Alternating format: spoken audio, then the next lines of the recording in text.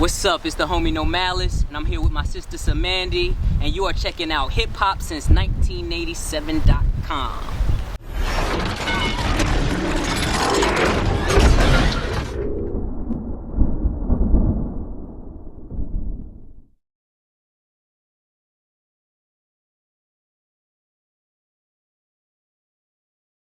We are here in lovely Virginia, in Norfolk to be exact, and let's talk about what you feel about. Let's just go right to the gut. How do you feel about Virginia? Virginia is home. I love Virginia. It's a lot of great talent that hails from Virginia. A lot of creativity, a lot of inspiration. You know, Virginia's been great to the Clipse. So yeah, it's no other place I'd rather be. Y'all see, I'm still here. So how hard was it to actually branch out of somewhere like Virginia that's high in military, and the entertainment and arts isn't really, you know, a main focus? How did you do it? Did you travel a lot, or? Yeah, you know, we take it back to piling up in Chad's Volvo. You know, Pusha, Pharrell, myself. Just driving to New York, talking with the A&Rs, taking our work to all the major labels, and you know, we got our deal like within the first year, but we had to get up, and go out and get it And work. Yeah, Put a lot of footwork in. It sounds definitely. Like. What would you describe your style? Because a lot of people say you're very conscious. You know, how do you feel like when you first started, and to now? From Malice to No Malice.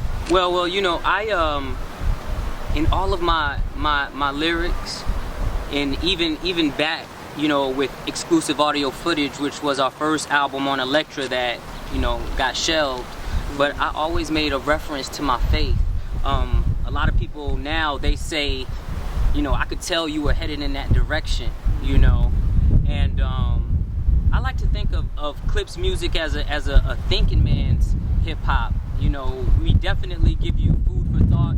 We give you the good, the bad, and the ugly, and it comes from a very real place. So that's why, especially in my verses, it wasn't just celebratory. It also told of the downsides and the hurt and the pain and whatever lesson was to come out of, you know, whatever experience we went through. Okay, so just real music, just explaining, like telling a story. That's what I want people to know, you know, and our fans definitely, they do know, because they gravitate to our music because you can sense when something is coming from a real place, you know, and you know when something is creative and made up, you know, and I have no problem with that. I like to be entertained, but you can also tell when, you know, hey, they experienced that, or somebody been through something, you know. I think that's what our music does. Okay, so what projects are you working on now? Listen, I took my hiatus because I wrote my book. Yeah. It's an autobiography. It's entitled Wretched, Pitiful, Poor, Blind, and Naked. I think I got the longest title in book history. And I just told about my life, my family life, my life in the industry, and you know, my relationship with Jesus. That came from a scripture too, right? Yeah, it came from Revelations 3:17. All right. And it spoke to me when I read it, because it's basically what it's saying is, you think you're wealthy, you know, you think you're rich, and you are in need of nothing, but actually you are wretched, pitiful, poor, blind, and naked. And what I find the irony in that to be is, you know, it was so much. I had so many materialistic things. I had, you know, all the flyers, cars, the gear, and when I was at the pinnacle of my career, I actually felt empty inside, you know. And I had forsaken the things that were really important, and so I didn't understand with having so much money and having everything, what was this void that was missing. You know what I'm saying? So, like, in other terms, like, do you feel like you lost a lot of, like, the family values as you gained popularity? Man, you know, I was in the street getting it popping, okay? I was doing everything I had no business doing, and it took me, like, straight to a dead end, you know, to a dead end. And you know, you got your family's counting on you. I used to think, you know, the bills is paid, kids got everything they want, the wife got everything she want, and that's all that matters. I thought that's what being a man was, just take care of all of that. But it's so much more emotional needs that need to be met, you know, quality time, the things that really matter. You know, I was on the road for like 10 years, and then, you know, when I look up, my kids, you know, they done grown up, and right before your eyes. Right before my eyes, you know. So I'm just glad, I'm really thankful to be able to have had this second chance. If you could tell your kids something right now that 10 years later they'll look back and you know, about your past and to being the man you are today, what would you say to them? I would tell them that you definitely need to put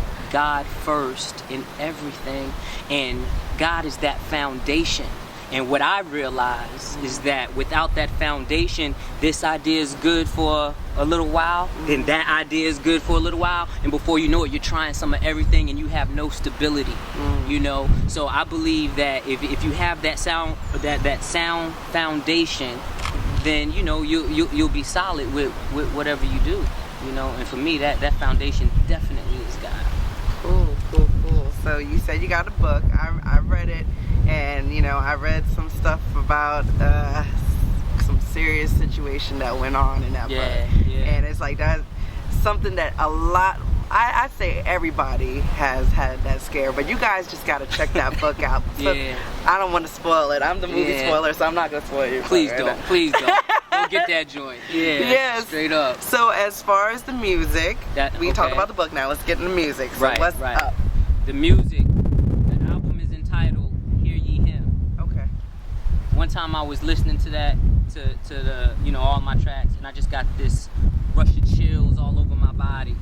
This is by far my best work ever. And you know, it's inspirational. It makes for great music, and not only that, when that record goes off, it's gonna leave you with a lot to think about. And what I've come to find is that, you know, when a lot of people hear my story and hear this new direction, it really breaks the ice, you know, and a lot of people can identify. And then sometimes we just need that person to you know, be the first to break the ice, and then you'll see that a lot of people actually have experienced a lot of the same things and feel the same way. So would you say you've gone Christian rap, or how would you explain your situation? Because you know, it's like a lot of people, when they look at music going that route, you know, a lot of singers go gospel, or, you know, look at Michelle from Destiny's Child. I don't shun any of those titles. I haven't titled it myself because I don't know what this music is, and honestly, it's just a feeling. It's a truth music. It's a feeling. I don't want to pigeonhole myself. I respect you know, Christian rap. I respect gospel. I don't know what you call this. If Christian rap will have me, I'm happy to be there. You know, what I'm hearing a lot about my music though is that it has that feel of the hip hop that you know and love the Clipse for. You know, and I don't feel like I lost a beat. You know, I do radio. Right. So it's like I read a lot of stories, and there's like, oh, they're gonna be doing, or y'all, sorry, are gonna be doing like another album. Is that true, or is that a rumor? Like, what's up with that? Well, a lot of people, I hear this Clipse Reunion kind of thing. I want everyone to know that me and my brother are as tight as we have ever been. I think that, you know, we're both grown men, and I think any two grown men that stay joined at the hip and stuck together, I think it's something wrong with that. You know, my brother's doing his thing, and we support him. You know, my family, we support everything he does. He supports everything, you know, that I do, and you know, I think people, once they get a good thing, you know, people don't want to see change, and people, you know, you used to something like, you know what I'm saying? For me, McDonald's is still a Big Mac, fries, and orange drink ever since I was 8. You know what I'm saying?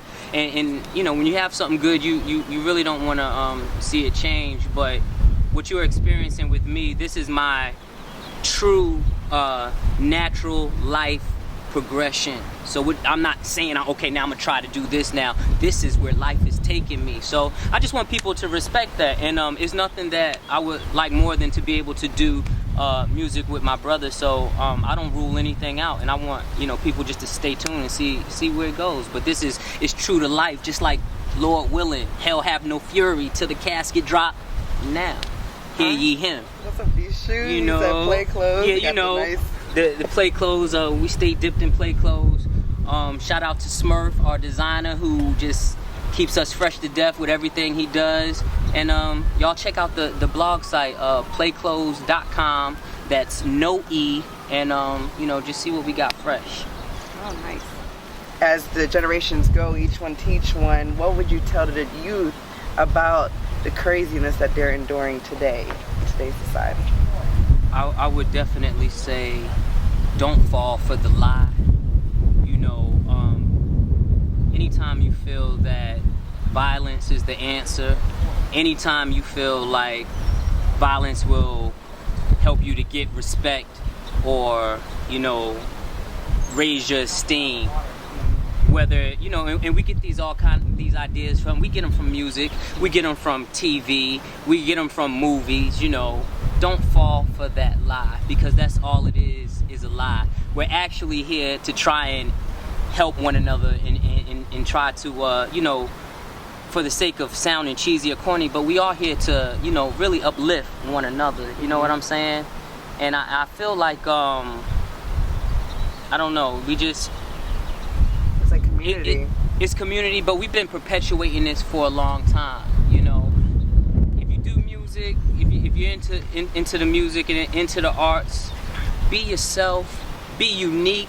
You know, you don't have to follow what everybody else is doing, you know, because that means if one person lied, then everybody that follows ain't nothing but a liar. You know what I'm saying? Be the unique you that you are, you know, just like your fingerprint, man. Bring what you have to contribute to this game. Is there anything that you want to address to your fans that have been following your whole career from, you know, the start to now? What I would like to say to all of my fans, followers, supporters, it means everything to me. Like when y'all tweet me and you encourage me and you know, let me know, you know, what's going on in y'all life and how, whether it be the book or the new music or whatever it is that, you know, it inspires you. It means a lot, because when you do something different and you do something that is not the most popular thing to do, when someone has an encouraging word, it's really what's motivating me and has me continuing to go forward. You know what I'm saying? So I don't take that lightly, and I really appreciate it. You know, hit me up. And you're at No Malice. At No Malice 757. And that's a Virginia. Yes. Area code. Yeah, Virginia area code, Yes. 757. Hampton Roads. Bang, bang. Shout my hip hop since 1987, niggas. Hip hop since 1987.com.